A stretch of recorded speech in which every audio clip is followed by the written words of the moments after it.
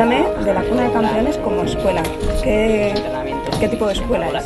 Sí, es la mejor escuela que conozco. Hemos salido muchísimos pilotos encarados hacia el Campeonato del Mundo de ahí de la Cuna de Campeones y bueno, es una ayuda para los pilotos como para madurar ellos como personas y como pilotos, y una ayuda también para los padres porque bueno, es un deporte que requiere mucha parte económica y donde gracias a la Cuna pues si estás becado pues te ayuda y la verdad que es muy importante.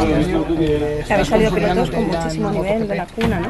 Y estáis compitiendo ahora. ¿Qué opinas de tus compañeros que salen de la misma escuela? Bueno, es increíble ver que de la Cuna de Campeones hayamos salido tantos pilotos como Héctor, Sergio, Héctor Hauber, yo, Adrián Martín, hay muchos pilotos y la verdad que esto quiere decir que el duro trabajo da sus frutos. Cuando estás corriendo algún día en la parrilla de salida, ¿te recuerdas cuando eras pequeño y corrías? ¿Alguna vez piensas, dices, jolines? Sí que me vienen recuerdos a la mente cuando estoy en la parrilla y me acuerdo que de pequeño me ponía más nervioso incluso que ahora en el Campeonato del Mundo. Danos un consejo para los niños de Cuna de Campeones.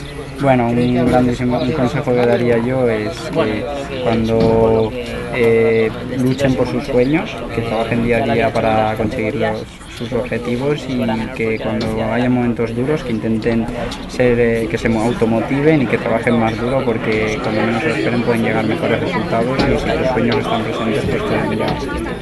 Una pregunta obvia, ¿qué expectativas tienes para este año? Bueno, este año está siendo un grandísimo inicio, tenemos que estar con los pies en el suelo, el campeonato es muy largo, pero bueno, el objetivo está claro que es luchar por el Campeonato del Mundo. Muchas gracias. Vale, gracias.